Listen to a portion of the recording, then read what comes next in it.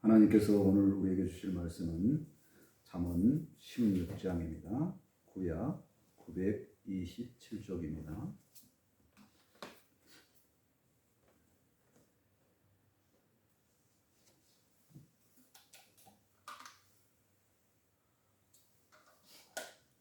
잠언 16장 1절에서 9절까지 한 절씩 교독합니다.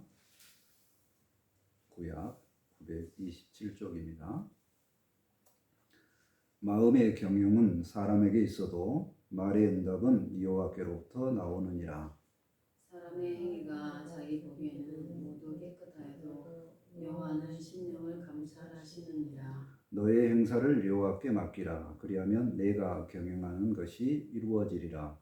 여호와께서 온갖 것을 그 수임에 적당하게 지으셨나니 아직도 방문을 적당하게 하셨느니라.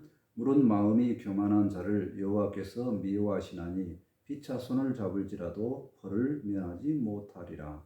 인자와 진리로 인하여 재앙에 속하게 되고 여호와를 경외함으로 말미암아 악에서 떠나게 되느니라.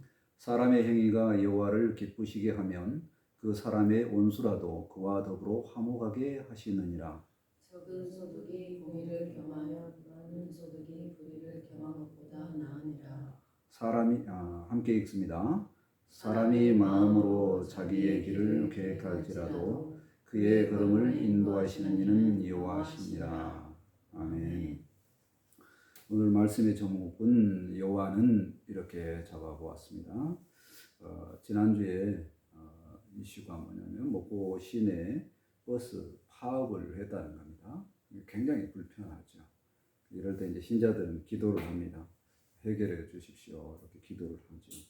어려운 일이 있으면 해결해 주시는 여호와 하나님을 생각하고 기도를 합니다. 그 하나님은 어떤 존재냐 하는 거죠. 우리하고 어떤 관계가 있느냐, 또 우리는 그분 앞에서 어떻게 살아가는가, 이런 것들을 생각해보고 바른 신앙생활을 했으면 좋겠습니다. 아멘. 첫 번째, 하나님과 우리의 관계를 살펴보고자 합니다. 1절 말씀 보실까요? 마음의 경영은 사람에게 있어도 말의 응답은 여호와께로부터 나오느니라.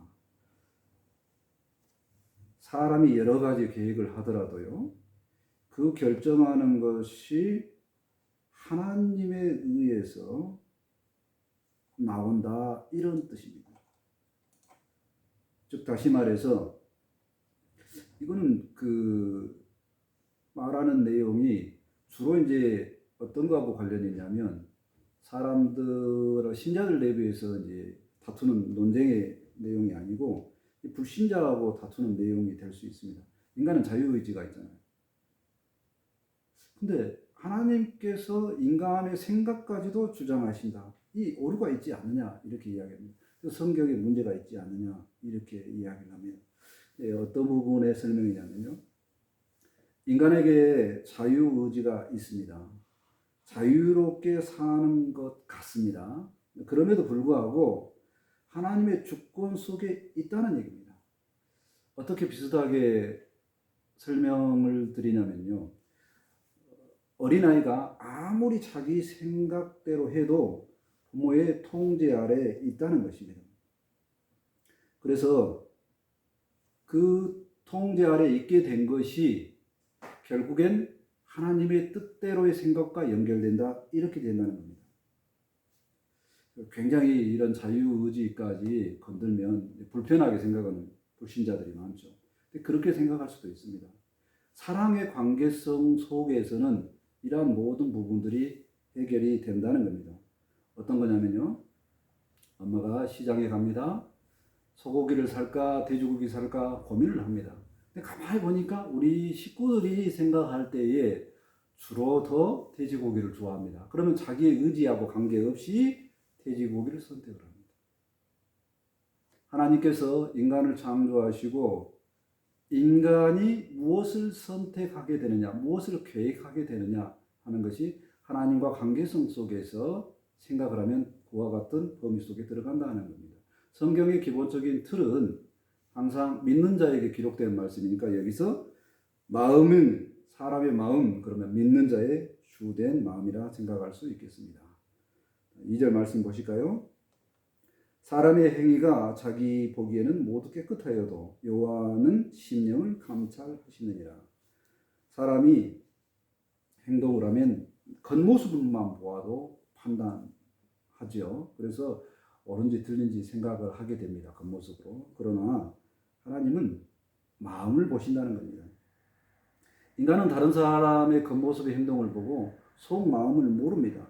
그렇기 때문에 어떤 오류가 생기냐면 그 사람이 옳은지 틀린지를 모른다는 거예요.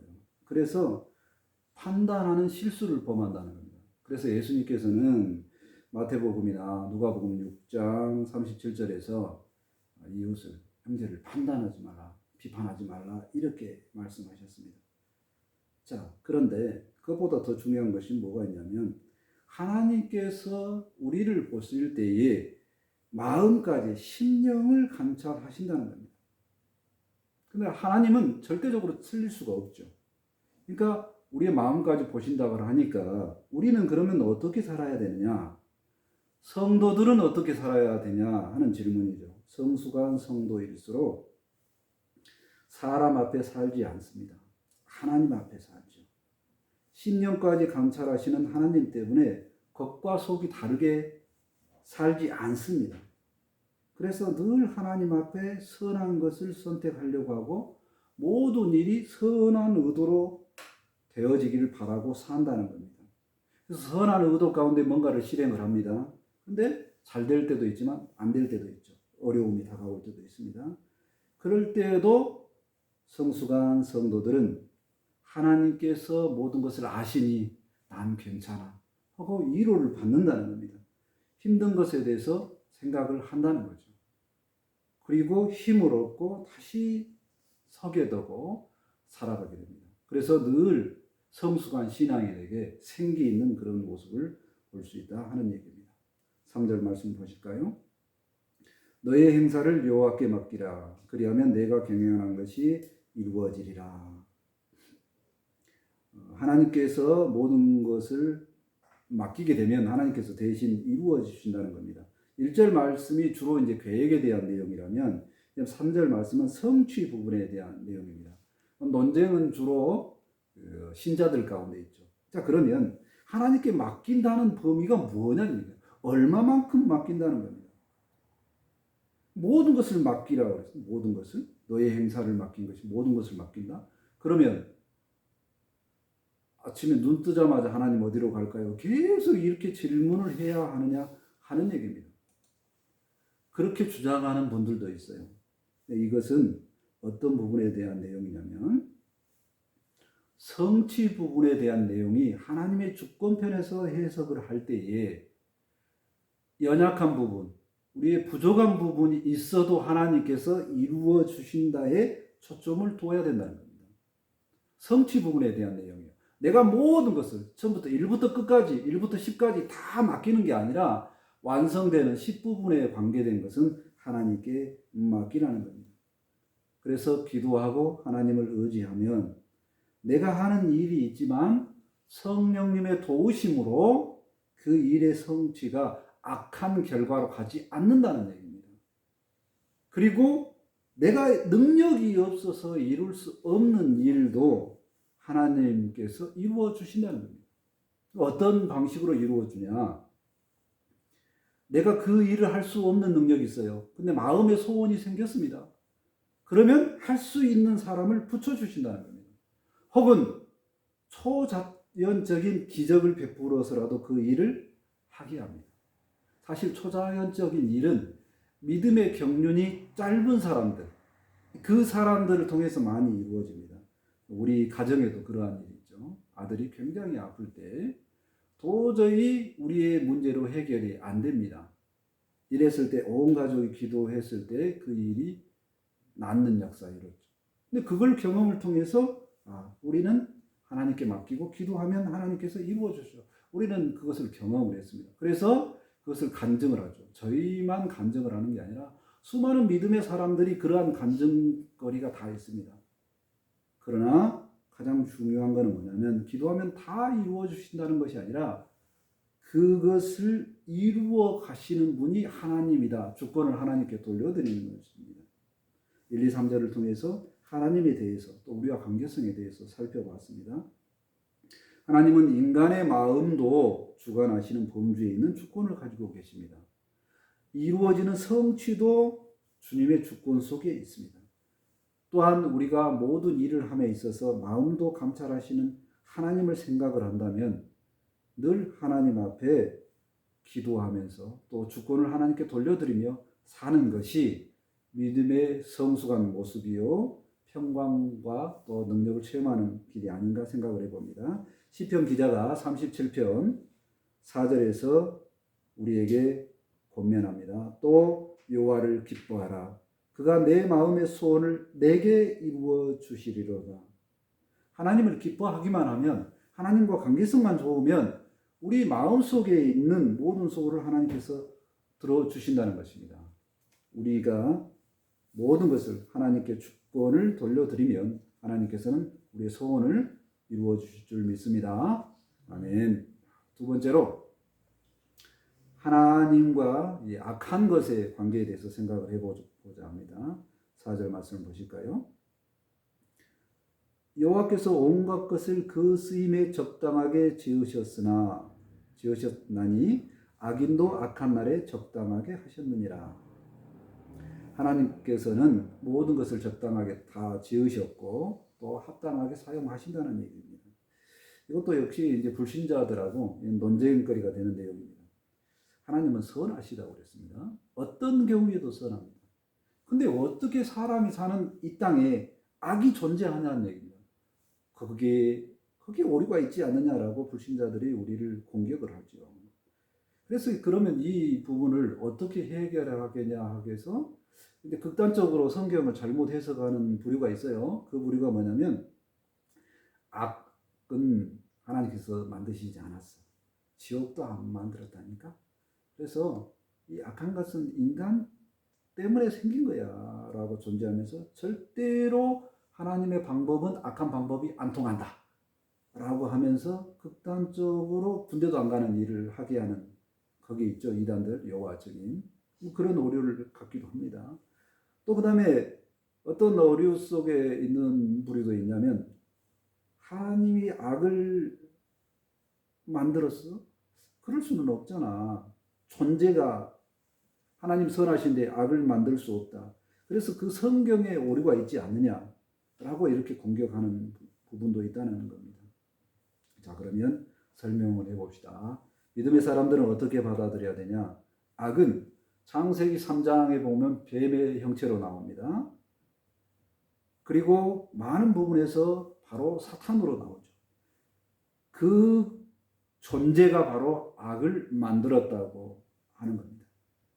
그러면 하나님께서는 그 악한 존재들을 어떻게 하시냐? 조절하신다는 겁니다. 악인도 합당하게 쓰셨다는 것은 악인도 조절하신다는 겁니다. 주권이 하나님께 있다는 겁니다. 악인이 적당하게 사용되는 예를 가장 많이 아는 내용으로 보면 우리가 사도신경을 고백하잖아요. 빌라도를 통해서 예수님께서 십자가에 처형당하게 하셨습니다. 선한 예수님이 어떻게 죽음으로 가게끔 하나님이 내버려 두었냐, 그것을 공격하는 부분도 있지만은 하나님께서는 그 빌라도를 육체적으로 예수님께서 죽으시게 내버려 두셨다는 겁니다. 그렇게 악한 빌라도를 사용하셨다는 겁니다. 그럼 결과는 뭐냐? 예수님께서 죽음을 통해서 죽음을 이기는 방법을 성취를 하셨고 그 성취를 통해서 우리가 구원받는 것을 알게 하셨다는 것입니다. 악한 세상에서 하나님께서는 이 악한 세상과 함께 우리가 어떤 모습으로 살게 하기를 원하시냐면 우리가 악한 도구가 되지 않기를 원하신다는 얘기입니다. 악에 물들지 않고 하나님의 백성답게 살아가는 것을 원하신다는 것입니다. 5절 말씀 보실까요? 물은 마음이 교만한 자를 여호와께서 미워하시나니 피차 손을 잡을지라도 벌을 면하지 못하리라. 교만한 자를 하나님께서 미워하시며 심판은 피할 수 없다는 것입니다. 교만이 악의 결정체입니다. 교만한 자는 마음이 굉장히 높은 자리에 있어요. 뱀도 하나님 자리에 가고 싶어서, 사탄도 하나님 자리에 동등하게 인간의 존경을 받고 싶어서 시도하는 것들이 악한 모습이죠. 결국엔 악인들, 모든 악은 자기가 높은 수준에 있다라고 한다는 겁니다. 그래서 어떤 잘못된 것을 비판해 와도 수용하지 않습니다. 그래서 결국에 망한다는 겁니다. 신자들의 일부가 동일하게 이 교만한 문제가 있습니다. 근데 그 교만이 두 가지로 나타난다. 한 가지가 아니라 두 가지입니다. 어떤 거냐면, 하나는 뭐냐면, 독선적으로 하나님을 믿는 우리에게는 나쁜 일이 절대 일어나지 않는다는 겁니다. 그래서 이 코로나 시대가 끝나가고 있는 시점에 처음에 그랬죠. 믿는 자가 기도하면 어떻게 코로나가 우리를 범하겠냐. 그래서 엉뚱하게 교회들이 해서 욕 많이 얻어먹었죠. 그것도 교만의 일종입니다. 또 하나는 교만의 모습이 뭐냐면, 세상 사람들이 하는 높은 자리에 가는 교만은 교회 안에도 똑같이 있다는 겁니다. 큰 교회, 성공한 모습, 또 개인적으로도 뭔가 잘 되면 그것을 이게 하나님의 은혜입니다라고 하나님께 은혜를 돌리는 사람도 있는가 하면, 동시에 그렇게 말하면서 은근히 자기가 높아지는 모습도 똑같다는 겁니다. 그러면 이 교만의 문제를 어떻게 해결할까요? 반대적으로 말하면 선의 결정체는 겸손의 모습입니다. 겸손해야 된다. 세상에도 정의와 진리가 있다. 하나님의 다스림 속에 있으니까 그것이 있다고 수용을 해야 된다는 겁니다.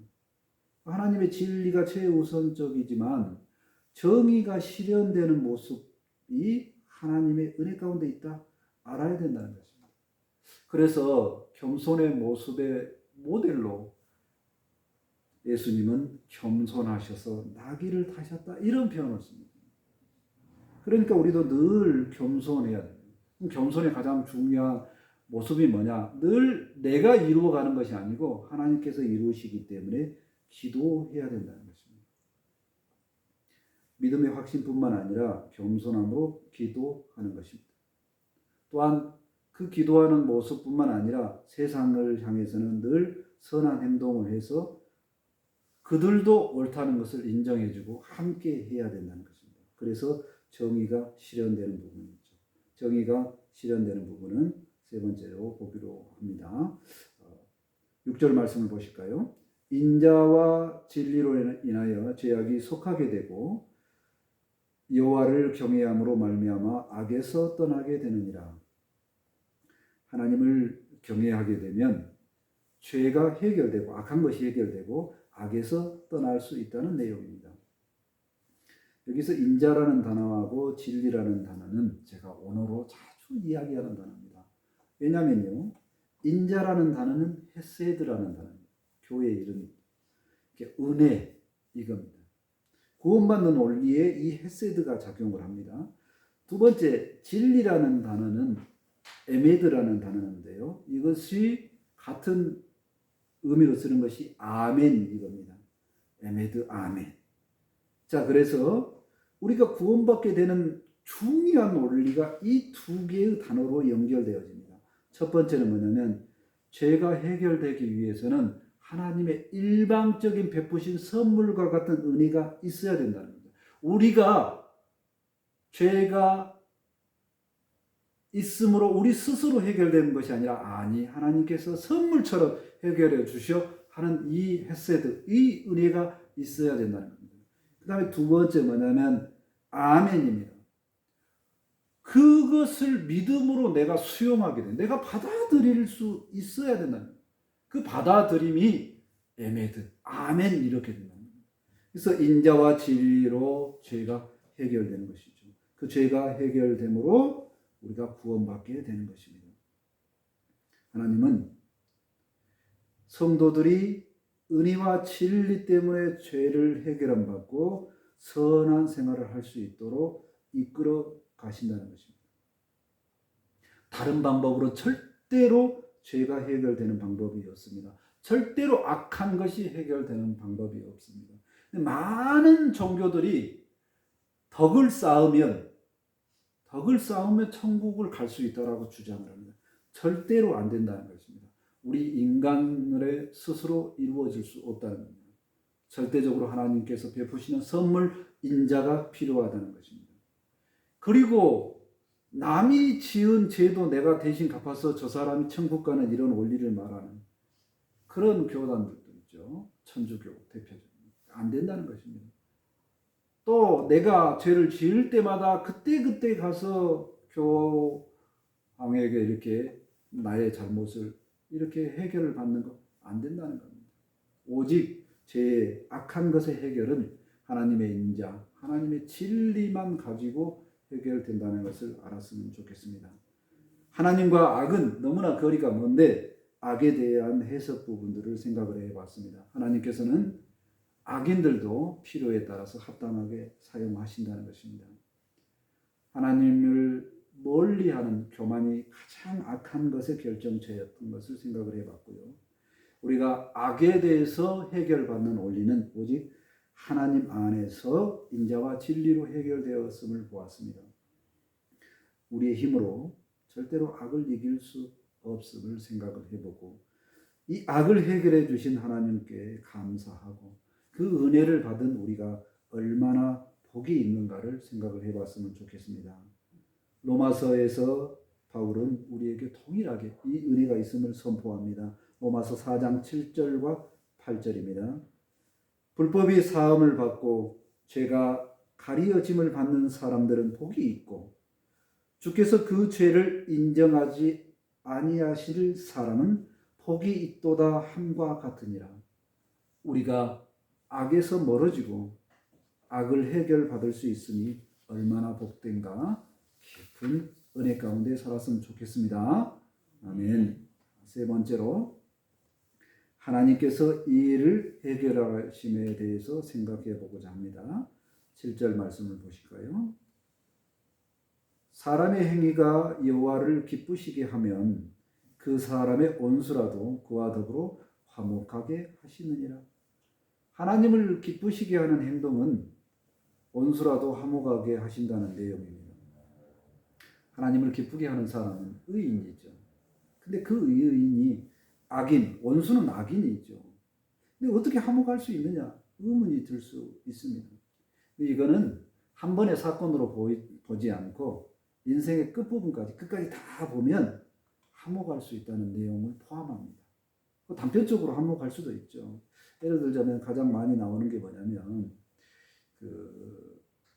성경에 두 왕의 싸움이 나옵니다. 다윗 왕과 사울 왕의 싸움이 나오거든요.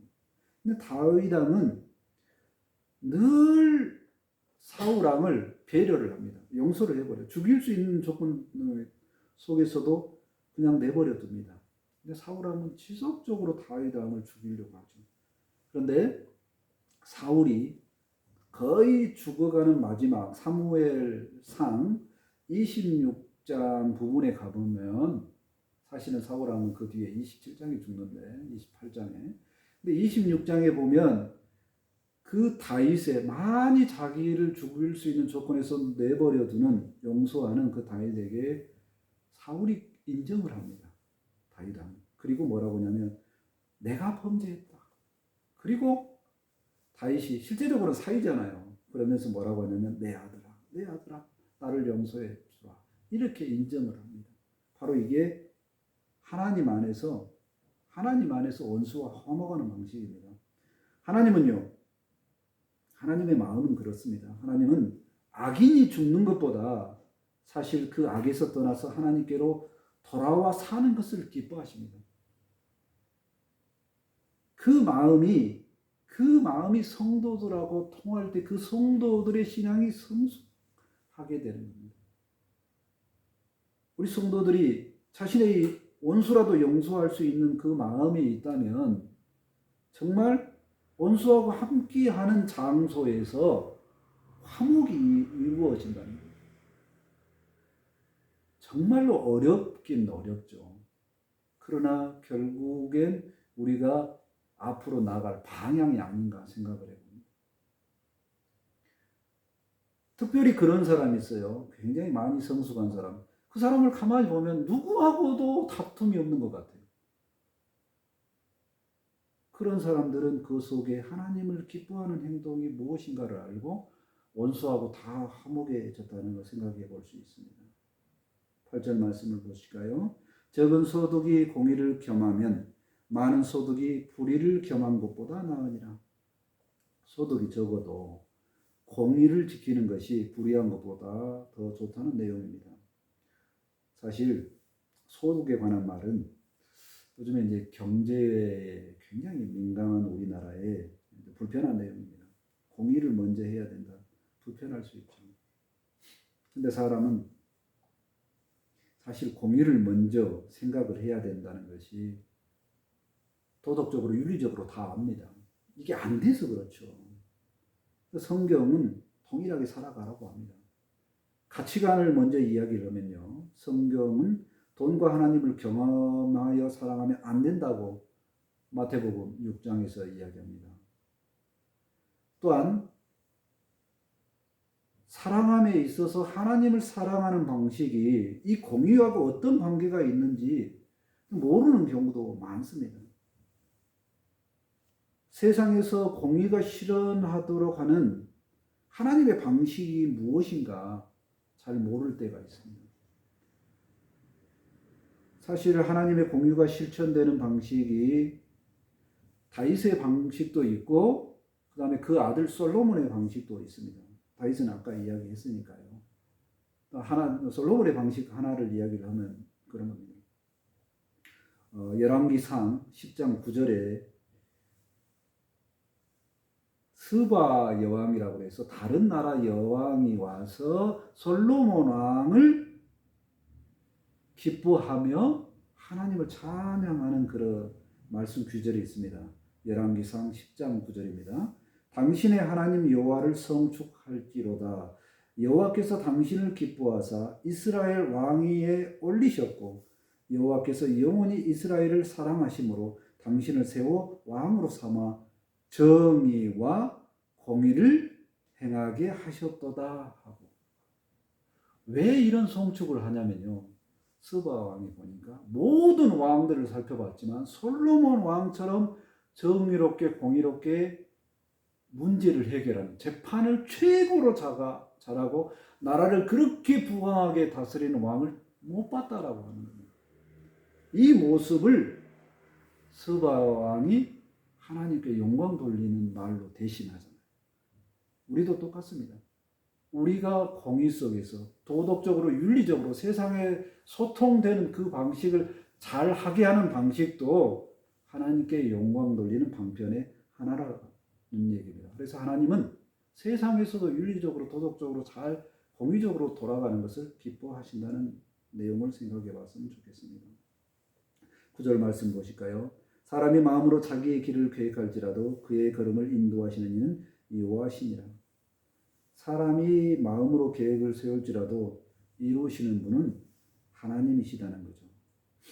하나님의 주권을 인정하는 내용은 1절도 나왔고 3절도 나왔고 또 이렇게 반복해서 강조를 합니다.